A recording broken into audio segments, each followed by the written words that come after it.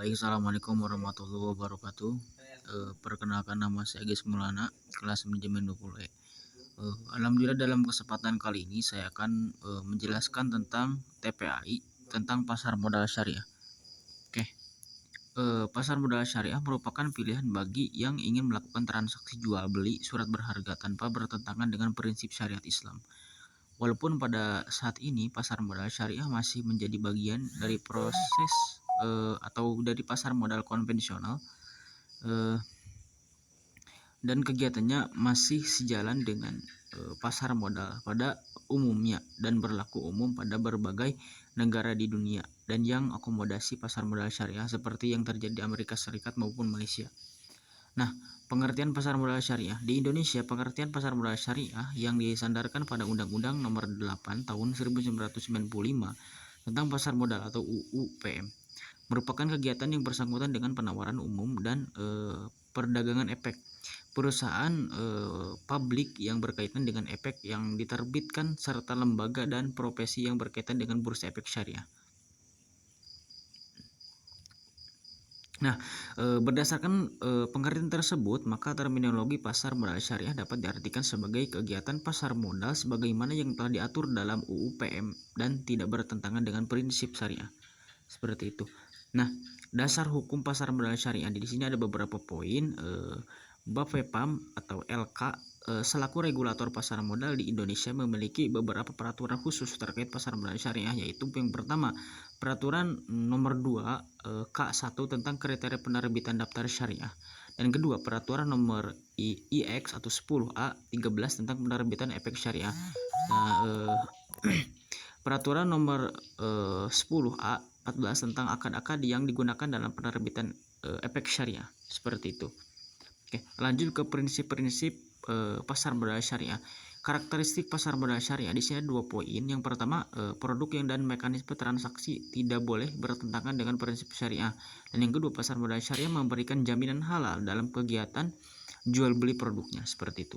Nah, prinsip-prinsip pasar modal syariah pada bab 2 pasal 2 Fatwa tentang Dewan Syariah Nasional nomor 40 garis miring DSN MUI 10/2003 tentang pasar modal dan pedoman umum penerapan prinsip syariah di bidang pasar modal, yaitu yang pertama, investasi halal sesuai dengan syariah, yang kedua, penggunaan uang sebagai alat pertukaran nilai, yang ketiga, resiko kerugian cenderung rendah, yang keempat, transaksi menggunakan akad, dan yang kelima, mekanisme yang jelas.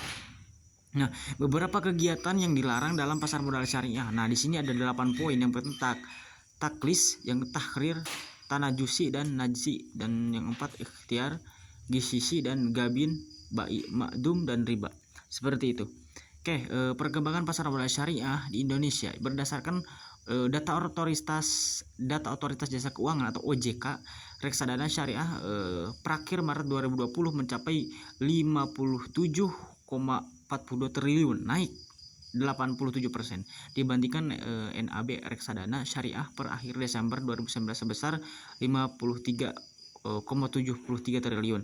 Adapun sejarah perkembangan pasar modal syariah di Indonesia dimulai sejak diterbitkan reksadana syariah oleh PT Dana Reksa Investment Management pada tanggal 3 Juli 1997, dan kemudian Bursa Efek Indonesia bekerja sama dengan PT Dana Reksa Investment Management meluncurkan Jakarta Islamic Index pada tanggal 3 Juli 2000 yang bertujuan membantu investor yang ingin menginvestasi dana yang secara syariah. Seperti itu. Nah, dengan hadirnya indeks ini, maka Bursa Indonesia telah menyediakan sarana berinvestasi sesuai dengan prinsip-prinsip syariah bagi para pemodal. Oke. Perkembangan pasar modal syariah di negara lain, pendanaan dalam bentuk saham Islam mengalami pertumbuhan secara cepat selama semester kedua pada tahun 1990. Adapun yang dikeluarkan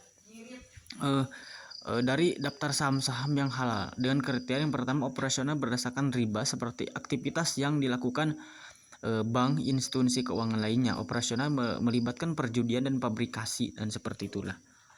Oke, dan yang terakhir dari perkembangan pasar keuangan yang lebih menguatkan pada spekulasi dan tidak pada sektor bisnis real.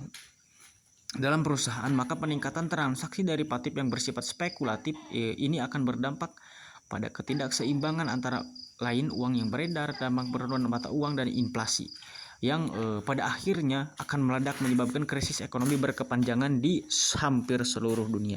Oke, mungkin cukup sekian yang dapat saya sampaikan, kurang lebihnya mohon maaf atas ketidakjelasan dalam penjelasan. Mohon arahan dan bimbingannya selaku yang terhormat dosen pengampu. Assalamualaikum warahmatullahi wabarakatuh.